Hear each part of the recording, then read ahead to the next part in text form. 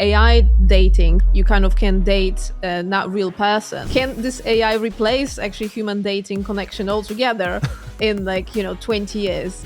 I think having someone you can talk to and that can let you reflect on your relationships, it's a very positive tool that you can have. When you are a nobody, basically in the tech industry, no one wants to found you. So what do? You ask your friends or family. I had sold them a story that I couldn't deliver. So you're pro some of the legislation limiting the age of social media use? Yeah, definitely. It is a drug. I think it's super addictive. What do people get wrong about Gen Z loneliness?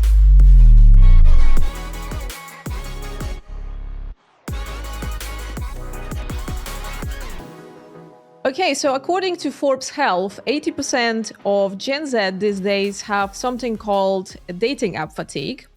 And they just in general don't want to use the apps. So in that case, how do you build a thriving dating app for Gen Z that grows revenue by 80% year on year and has got over 8 million downloads? We're going to find out today from Daniel Cheaib, who is a founder and CEO of Feels, a mobile app for Gen Z, only under 30s, where you meet new people online with the intent to meet in real life. Let's go. Cool. So Daniel, thanks so much for joining us today in Building Great Tech. It's just first question straight away. So obviously you have built this amazing app, dating app called Feels for Gen Z, for people under 30. And, with all of the photos and videos these days generated with AI, right? I think it's around 70% of all of the content online and social media is now generated with AI. How do you, in your app, make those connections really authentic?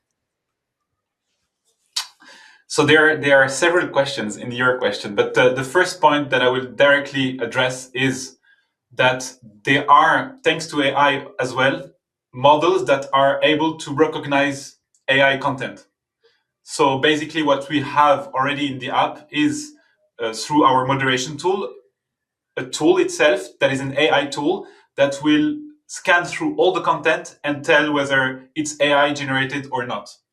Now, how do we do this moderation? Because a lot of people, yourself, myself, have gone through these apps where we want to generate a certain type of content of ourselves where we feel better looking, or we want to put ourselves into some kind of atmosphere or whatever. So what we allow is one or two content that can be AI generated, but at least one content has to be a real content where you appear as a person.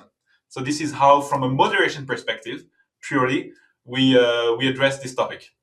Oh, very interesting. So you're actually using AI in order to prevent too much AI. Exactly. That's pretty much it. Yes.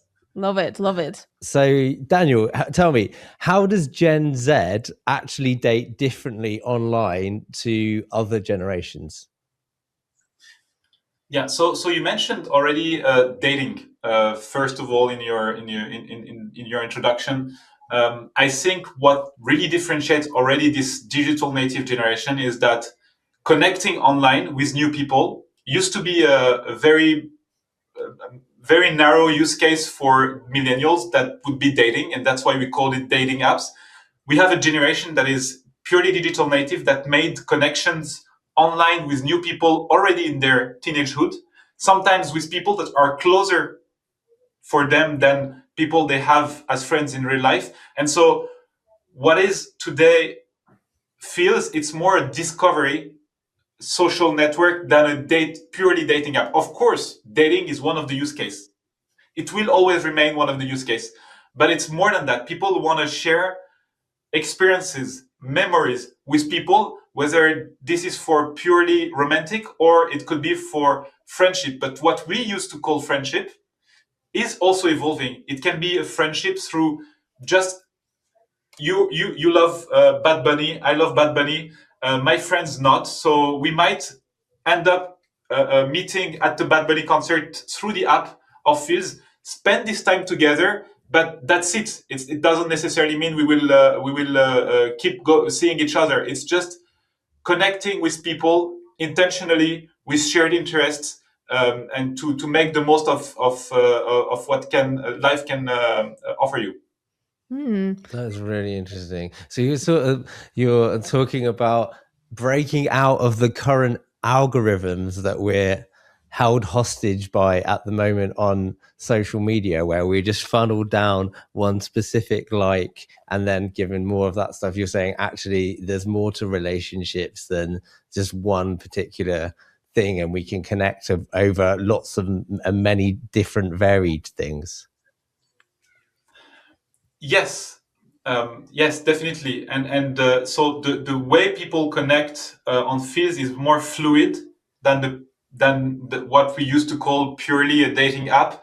And what reflects that in the product is that the experience that used to be very shallow in like it has gotten better. I'm not saying things have stayed exactly the same, but when you have to judge someone's based on just one picture and one sentence that is basically a 5-word sentence, it's a very shallow judgment.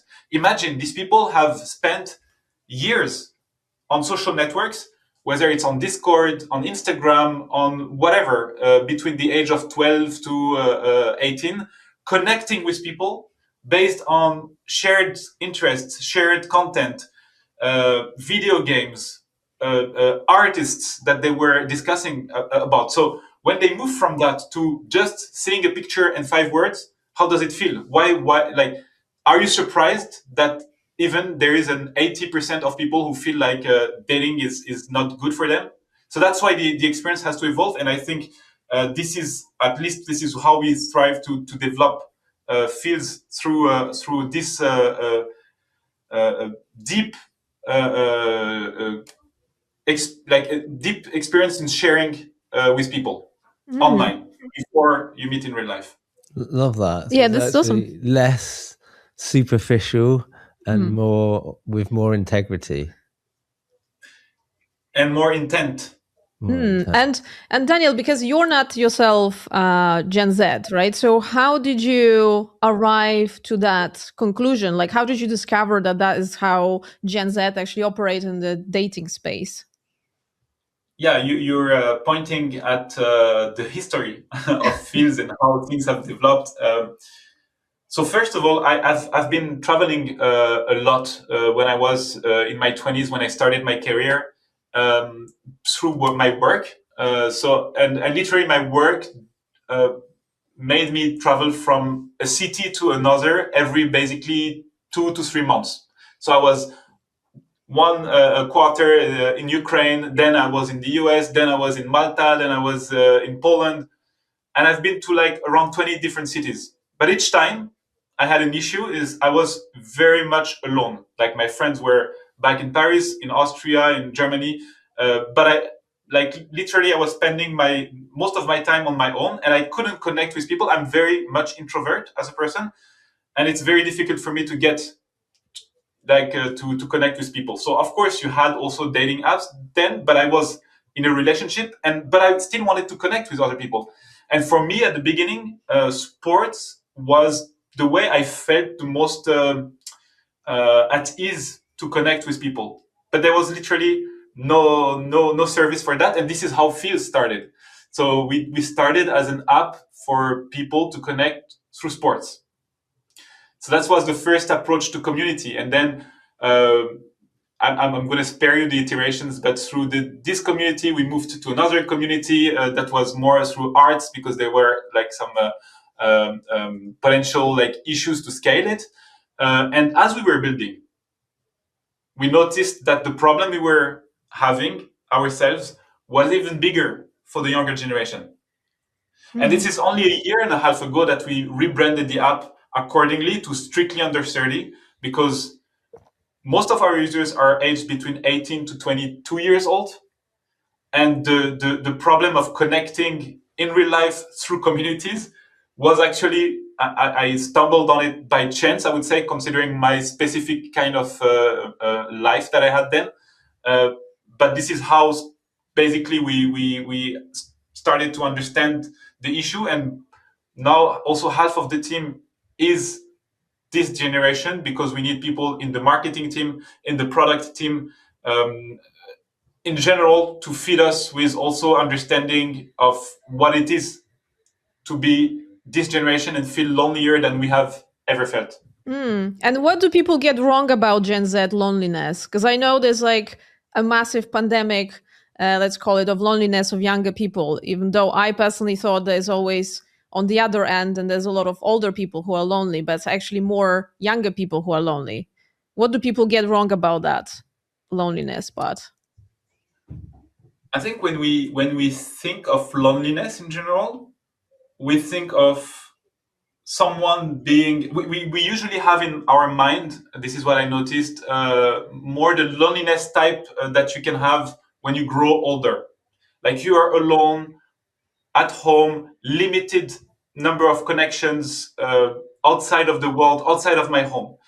That's not what loneliness is for a digital native generation. What loneliness is for them is finding the valuable and strong connections part of their lives. And most of the time, this is really greatly connected to meeting in real life through these connections, because they don't lack connections.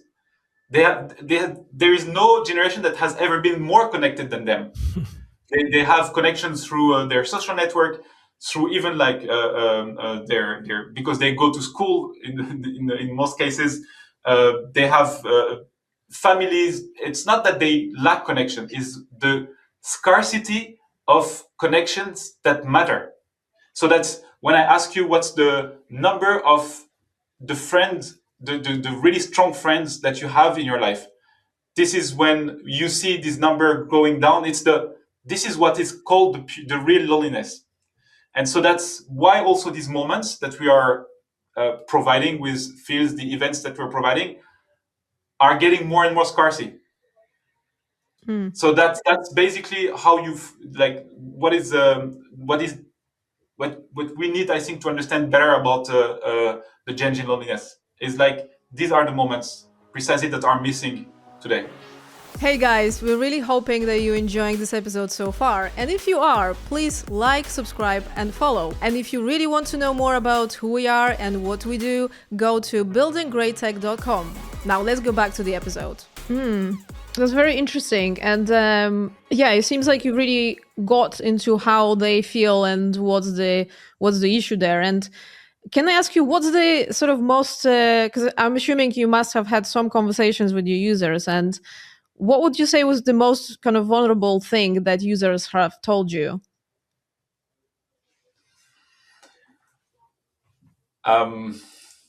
First of all, I think it's one of the also specifics of this generation is that, like in our 20s, 20s is the synonym of freedom. It's like synonym of youth and no limit. Basically, I don't see any limit to what I can do, where I can end up, and this is when we catalyze all our dreams, right? But for this generation, the ability to recognize their vulnerability is much higher than the previous generation. So when I am in my 30s now, late 30s, by the way, but when I was in my 20s, I would not acknowledge my own vulnerabilities, and I've seen that through a lot of people that I've been in contact with, and my friends span from France, but they are also anywhere in Europe and in the US. When I talk to younger generation and they talk to me about their vulnerability, it's very raw, the way they talk about it, and it has to do a lot with how they feel, like the only the way you can talk about your relationship. So sometimes also like it's even stronger when you talk about it, about relationship, about dating, the use case of dating is talking about the fact that they are afraid of being rejected. They are afraid of someone letting them down, that they don't even dare anymore taking a step towards connecting with the others in real life. That's very strong when you think about it, and that's why the world is evolving this way. Is that the less connections you have in real life, the less you are able to connect with people in real life without having previously exchanged online. And so on the topic I'm addressing, which is like connecting people, basically, the fear of rejection is tremendously high in comparison to what I can hear, but it's also maybe because it's hidden, but what I can hear from the previous generation. Wow. That's very powerful. Yeah. And so how are you, like, what's the strategy around approaching that fear within the product? Because that's a pretty tough thing. And correct me if I'm wrong.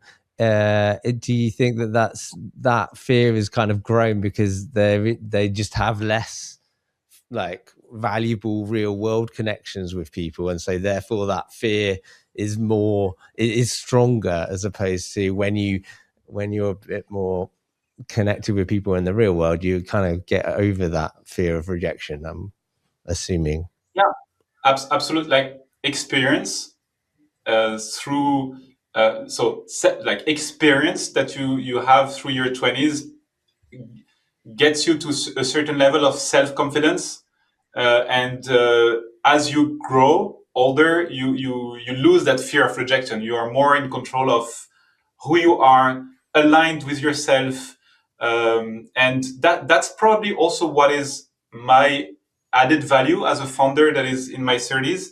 Is I am past these moments of vulnerabilities that I had also before that, and so I have another look at what are the things that I wish I would have had also when I was in my 20s. And addressing the initial part of your question, how we do that through the product. Look, first of all, I'm gonna say one thing straight, is like the product is still in development. Although we have reached 8 million downloads so far, we still want to build step by step something great for our users.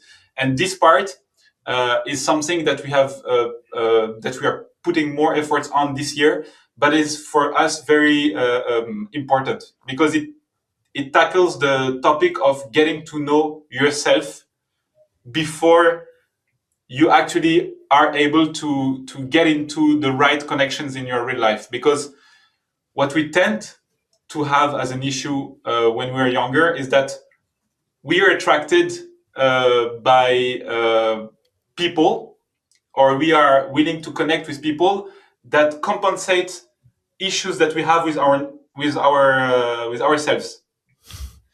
And so, and that's where AI can be for me very, very strong. And this is why, by the way, the first use case of ChatGPT today is still like a personal therapist.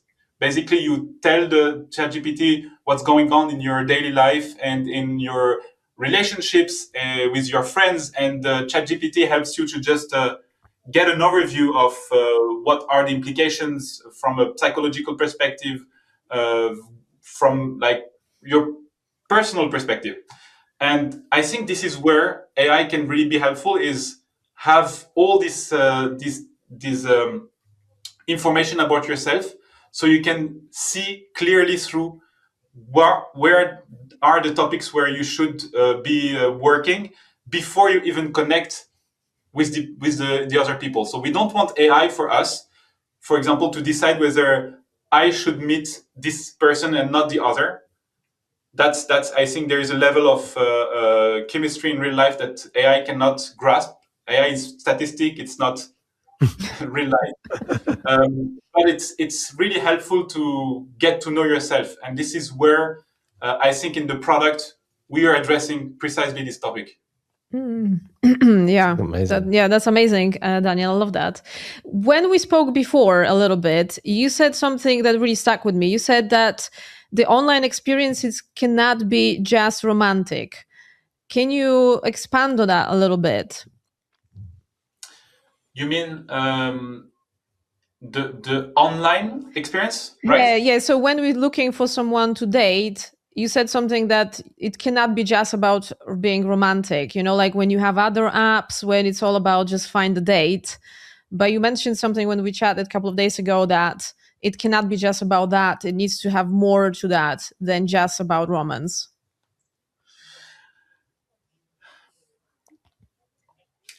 What is beautiful about meeting someone in real life? I mean, for me, it has always been, and it will always be the unpredictable, the unplanned circumstances. In the end, you can meet people whether you are at a B2B SaaS product conference in tech, or at a wedding fair. Anywhere in the world, in any circumstances, you can meet people romantically, but it never starts in a romantic way. It's always like there is a circumstance that gets you to talk, and there is a chemistry, and then this is what your brain does. That we all have been through. That you can call magical. And so, will ever internet or mobile apps like Fields be able to reproduce that magical moment? I'm not sure. I don't know, and it doesn't need to be.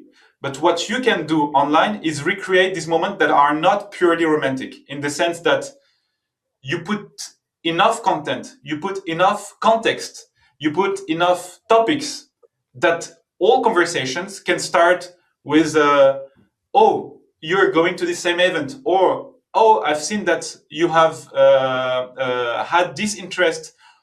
Whatever the anything you can grasp to get started has to be more pressure, like pressure free. It has to be pressure free, basically. And that's what I meant when I said like it cannot be only romantic, because when it starts romantic, then the expectations are high. And you know what I keep saying is like judgment equal expectations minus reality. And the problem in dating apps is that expectations are always high. People come and they expect that you'll find their partner for life directly, like in the matter of like a few days. And if you haven't, and if you have even been premium on the app and you didn't find them the person of their life, they'll be pissed and they say like this app doesn't work. So expectations have to be lower, because when you go to a B2B fair, you don't expect to find your partner there, but you might.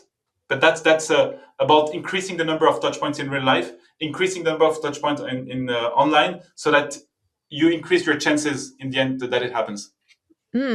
Amazing, love that. Yeah, wow. So you have 80% revenue growth, and Tinder and Bumble are losing users. What's your secret? So to be fair, we have 80% of growth at obviously like the numbers are lower. So Tinder is still huge in terms of brand recognition and awareness. What I think they are lacking is a product specifically for this generation, because this is where they are losing mostly, because the millennials keep using this kind of apps. But for the younger generation, is really a product where the experience is goes deeper, where you can have real conversations, that it can be more authentic in the way you connect with people. Because we could move from nothing to Tinder, right? So it was like you had nothing, you have Tinder. Wow, like I can get to know people, but you cannot move from playing and getting to know people years online with a deep connection to like just a picture and then swipe left or right. It cannot go from there to like down so you have to, but this part of building a product like this is very difficult because internet is deep, but the attention of people and the willingness to share content, all of that is not easy to get the users to do it. Yeah. And so, from my understanding, you talk to your users directly. Is that better than using AI? So what do you mean exactly? Using AI, asking AI to give us? Yeah, exactly. So you're actually having direct conversations with your users to kind of understand, and you would take that approach over using AI to do it. So how I understand and how I use AI is we should not forget what AI is. AI is based on historical data. It's based on statistics, and it's always like predicting the next word and answering your question based on what has happened in the past. What happened for a digital native generation in the past? Like, can AI predict this? I think we are building what AI will answer in the future more precisely, and there is like I don't think like I think in the very cloudy world at the moment where it's difficult to differentiate where AI will make a difference, where AI will not make a difference. I think for me it's pretty clear. I mean, as I am building also for people to get to meet in real life, I think meeting in real life will never disappear and will always be there and will even have more value. But creativity will not disappear. It will make tools will get easier to use for people, for creative people, thanks to AI. But AI cannot tell me what's the great product to build.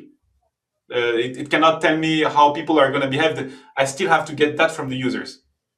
Yeah, I think exactly. We're asking that because we work with a lot of founders that tend to ask AI about what features they should build, or how they should sell the product and things like that. So I think it was interesting to see that you saying to find out what needs to be in your product, you kind of prefer talking directly to your customers and to your users. Yeah, and the clarity there of actually understanding what AI is. So it's what the data that's already been fed, you're looking to achieve something new and break boundaries, and so the only way to do that is to have conversations with people now and not looking on like past information that is what these models have been kind of trained on previously. Yeah, absolutely. And I think it's also for like it's the product, but it's also how you sell the product.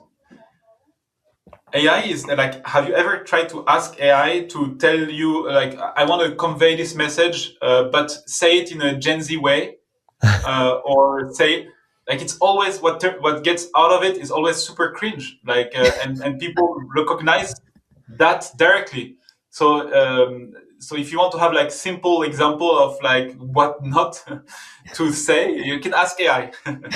What AI is good at is, however, is like scaling. What you have found specific that works, then you can scale it. I mean, we are 12 people, right? So, and we don't like, there is nothing external. We do everything in-house, whether it's content creation or marketing strategies or tech development or infrastructure. We manage everything on our own, but we use AI to scale what's working.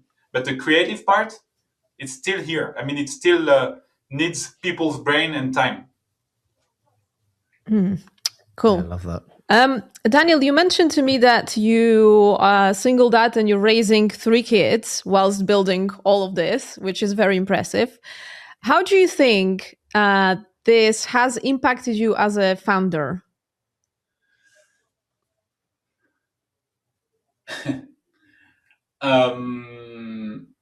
I think raising kids, and there's three. They are 3, 5, and 7 today. So when I started Fizz, they used to be like 5 years younger. So I've been through multiple stages. I think the kids gets you grounded a lot, because they require the most basic things in life. They require attention.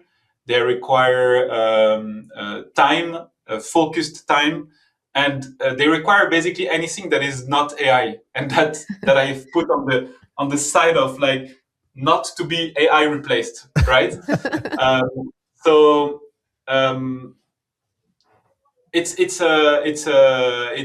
keeps you grounded. And when I think of grounded, I think also as, like, in terms of business sense, where to go, what to do first. Should like we started Fields in France, but then we expanded it to Germany. We expanded it to other smaller countries. We didn't go straight to the US because we knew that we had to learn. We had to get things one after the other. And I think sometimes taking the time is the right thing to do before you actually can really scale, because we have grown 80%, but you have not seen what's planned yet for the next years. But I think having kids has always made me focus on, like, forget about the noise, focus on what's actually real and how you can make an impact. And today, when I have a 7-year-old, soon 8, I can also see the next step of what's the Gen Alpha, how they connect already at 8 years old with each other as kids, what's right for them in terms of their contact to real life. So my business is getting people to connect. And so seeing that what is very human and will still remain human is always a good reminder of how I should treat it for people who are 18 plus. Very interesting. And in this journey of you building this business, what would you say was the hardest, kind of the lowest point for you?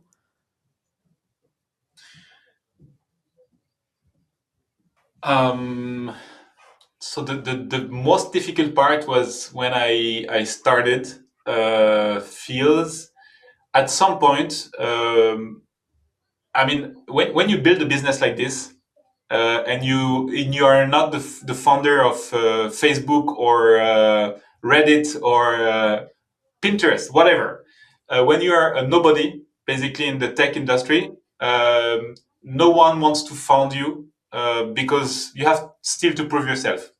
I'm not judging it. Obviously, as an investor in the future, maybe I would have the same reactions. It's just very difficult. So what do? You ask your friends or family or anyone close to you through your network that can invest a little amount at the beginning. And we took the first 120K like this at the very beginning of Fields. And after a year spending this money, not even for paying our salaries, but just like to keep the business running, we ran out of this money. And I felt the worst I have ever felt in my life, that I couldn't, that I had sold them a story that I couldn't deliver. And we were at the point where within the next 2-3 months, we had to basically go back to work because, like, we are running out of cash. We have not paid ourselves for like 2 years.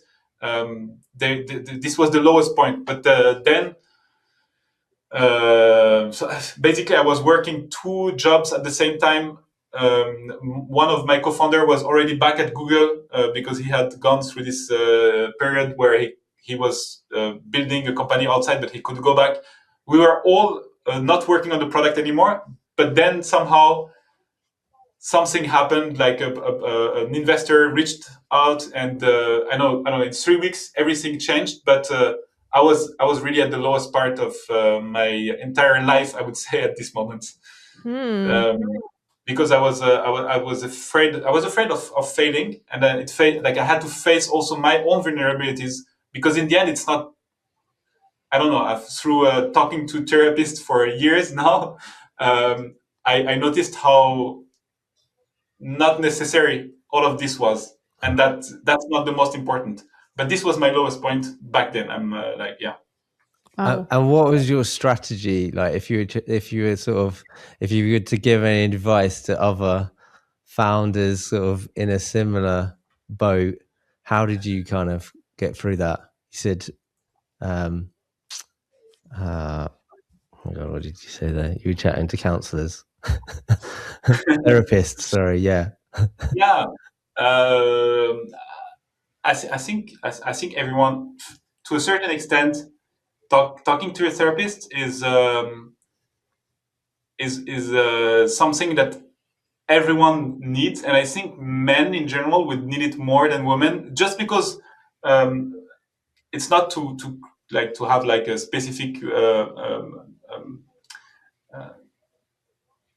behavior that is gender based, but it's more that in general women tend to be more talkative about their lives and how they feel with their friends, and in general male are not that much, and this was my case. So just to be able to talk with someone and be free to talk about things and to get someone else's perspective is something that has a great value to your daily life.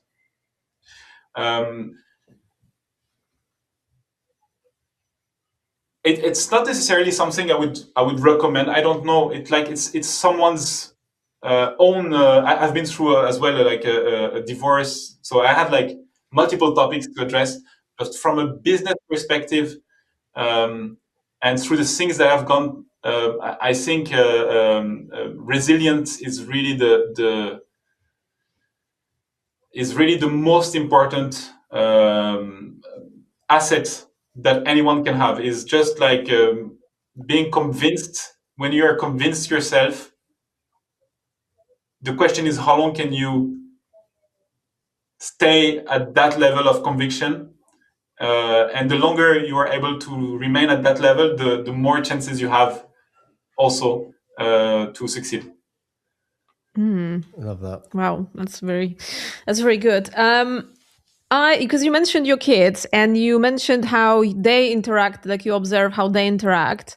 How do you think the generation alpha is going to be different, like in terms of when they grow up, in terms of their relationships? Can you see it now, or is it not so clear yet? I think it has to do a lot with so screens, internet was already for Gen Z. What is really changing for this generation is that they don't ask Google. They ask ChatGPT. And so, or any other service, by the way, but they basically have AI to answer all their questions. And I think the real shift here is that with Google, you had still to be able to capture multiple sources of information and make up your own mind. I think what is going to change now with the Gen Alpha is that they need to be taught differently than experiencing it themselves, that what they are told by an AI tool can be can be questioned. And so in a certain way, it's just a feeling, because also my kids are younger. They are not like 11 to 12, so that I can't really see directly. But in certain ways, there is a return to developing these aspects of being contradictory to what most people with like most tools, AI tools will tell you. So going back to reading more, deconnecting more from the internet, I think there would be, to a certain extent, this level of development in the future. Although social network will still be there, like the topics of loneliness and connecting with people will still be there. I think it has to be more it has to do more with the AI part and all the impact and consequences it can have on the generation that will have no Google as like it will not ask Google basically. Interesting. And like, so Steve Jobs notoriously wouldn't let his kids use devices. As a father with kids across like a few different ages, what's your take on device use?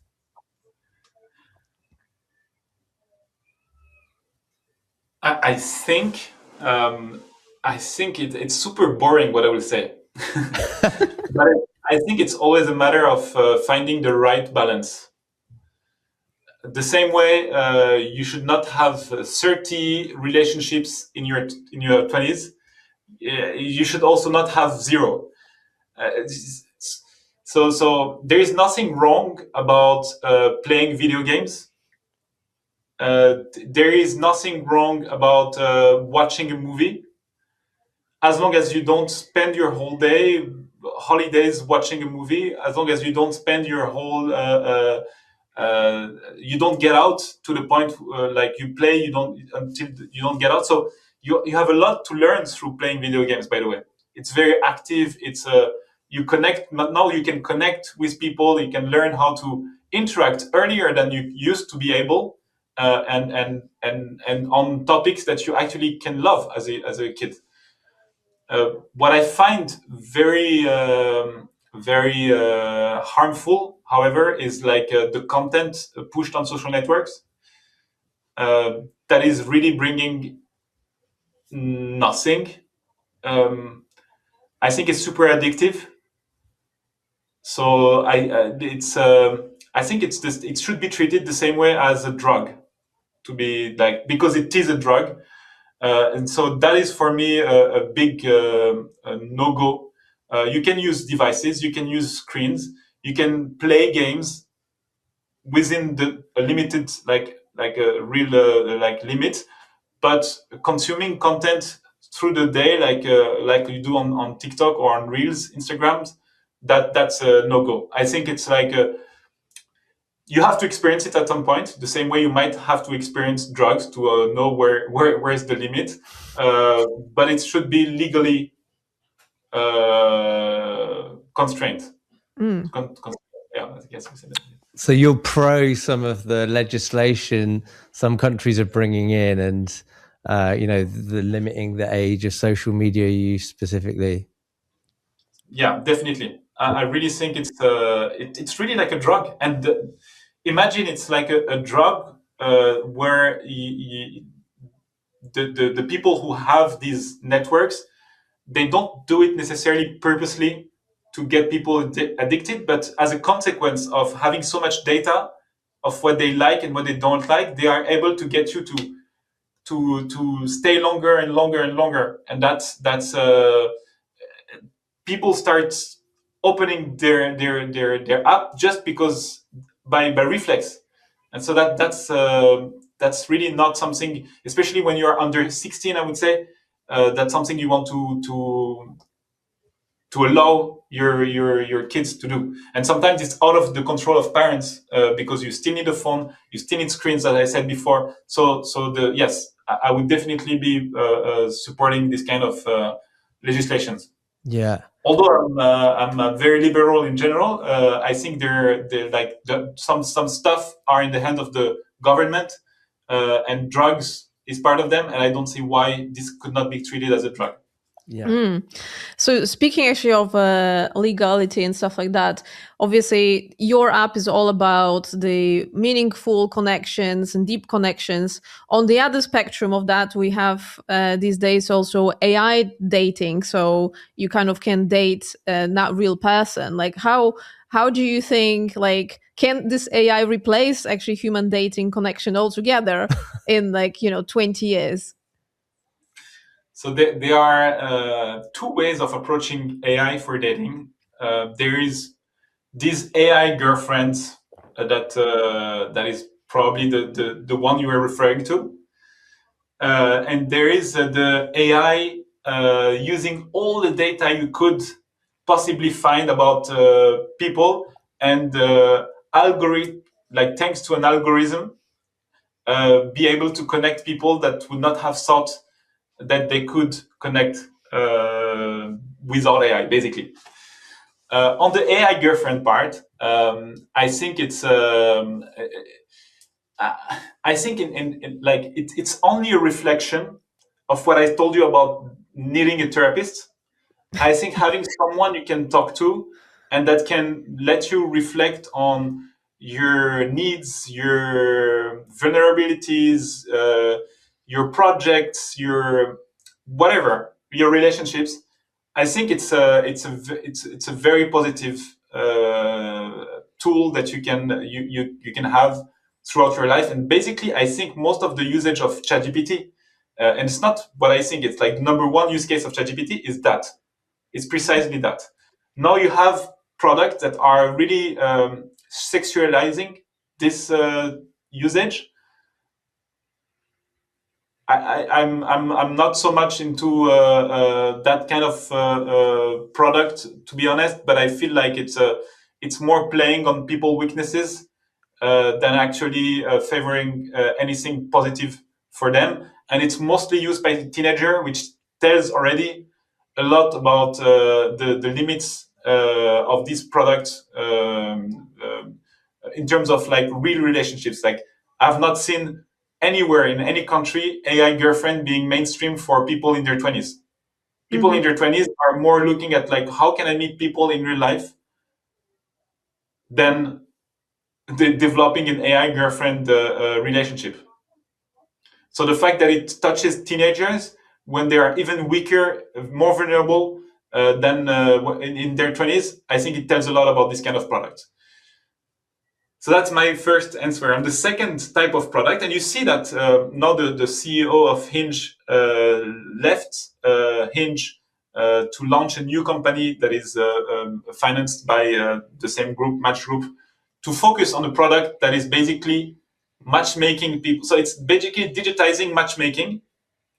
So the job that used to be to connect people specifically with very expensive pricing gets more like can get cheaper because of one matchmaker can handle more cases basically. Yeah. But I don't believe in the fact that this is the. I don't believe in the fact that people like the ideal person exists. Right? So answering like considering that AI can solve this algorithm topic means that there is one person for you in the world. I really don't think this is the case, and I think it's a marketing. It has been the marketing for dating app in the past to attract you, but I think it's really false. You can have multiple right people for you, and the question is how you. So are they the right people at the right moment? Because you can have the best match today because this is how you feel, and this other person feel, but it could be absolutely not the case, even like 2-3 months before or after. And it's delusional in the sense that people don't make it. So since they think it's their person, they stop making an effort for them. I think relationship is a commitment to make an effort in at the moment you meet the person, but also in the future. And the fact that we are fed with this idea that there is an ideal person for you, and you think you find the right person, then people drop all the efforts that they should be doing to nurture these relationships.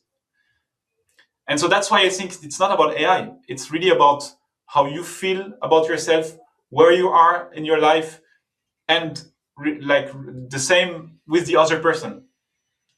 So I really think AI is not from that. At least my perspective, AI can help on different things, but not on that. I hope it was not too long as an answer. No, that's great. I love that. It's a really great answer. Okay, Daniel. So, what would be one piece of advice that you got from somebody that you keep going back to? I think I gave it to you already. And if he hears this podcast, he will ask me for fees for using it each time. But the judgment equal reality minus expectations. I think if you apply that to a lot of the things in your life, you will see things through a much more positive aspect. Don't put too much expectations in anything, uh, because you can be happy with the most simple things in life. Kids remind you that, by the way, and then from that you can always be positively surprised by what's happening then in your life. So that's from a life perspective really my North Star. Always lower your expectations, or like don't expect too much from anything. That was very deep. I'll have to go and rethink my life, I guess. And if you were to do it all again, like building your product, what would you do differently?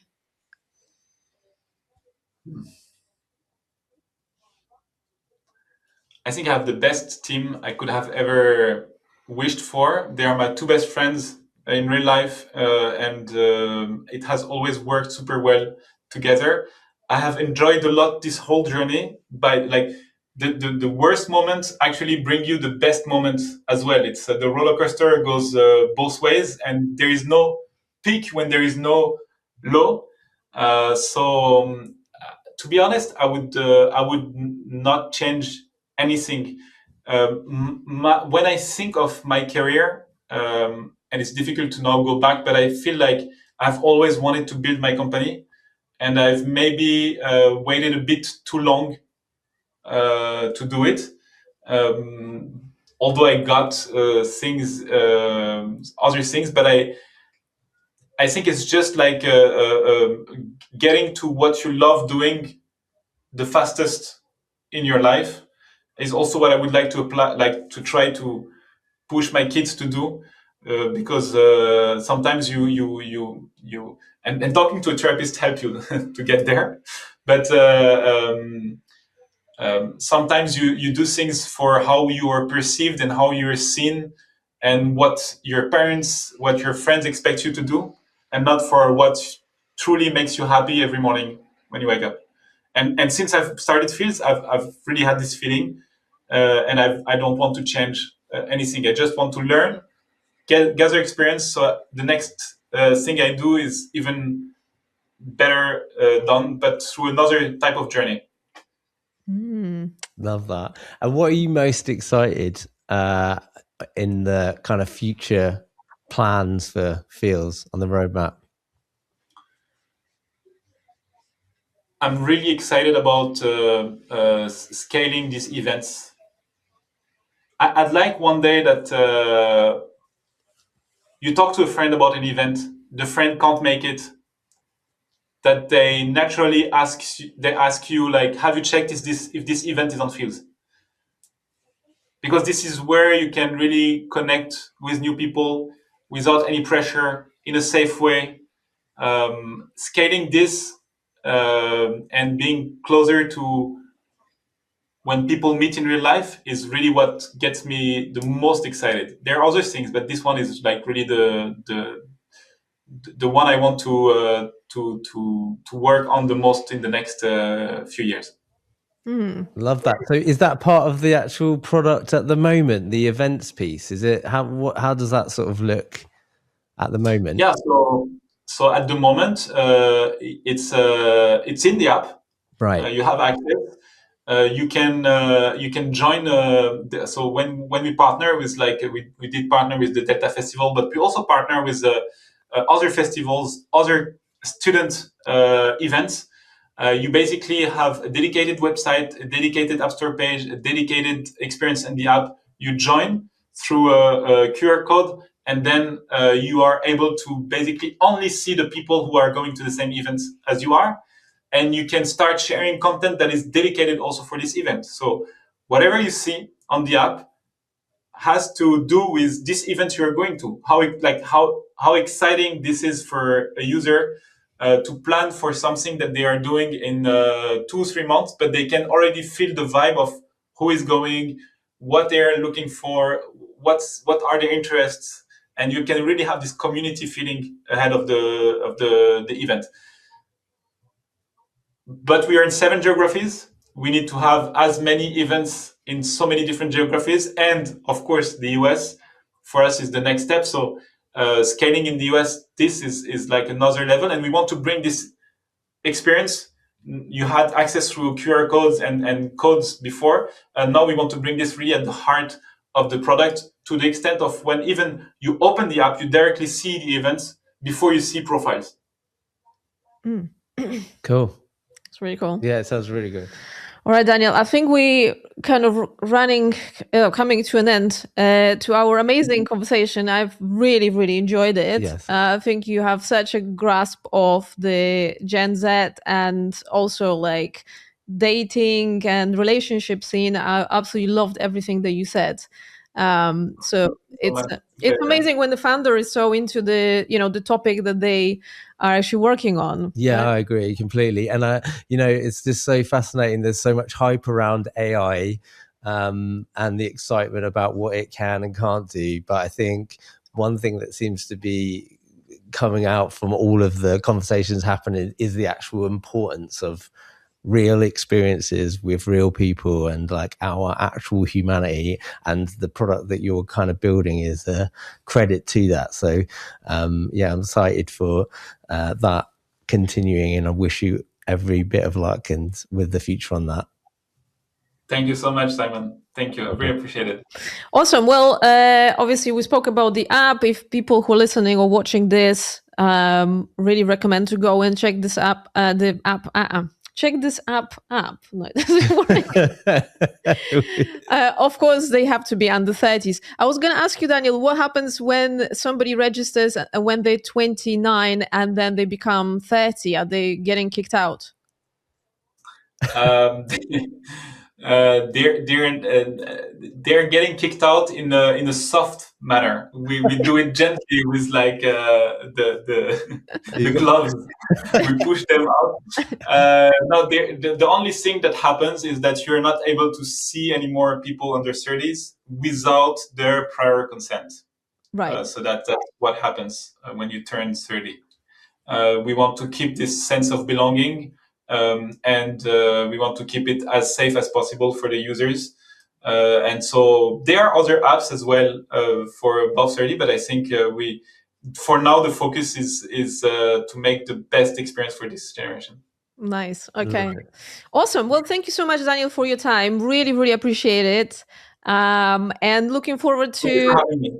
Yeah, and we're looking forward to having you again and seeing when you launch in America and how amazingly you're doing there. Thanks for joining us on Building Great Tech. We hope that you enjoyed the conversation. If you like the episode, please like and subscribe. Contact us on LinkedIn. We're always open to connecting. And if you wanted to find out more, please visit us on buildinggreattech.com, where you can find more on how we help businesses to make their companies more profitable and user focused.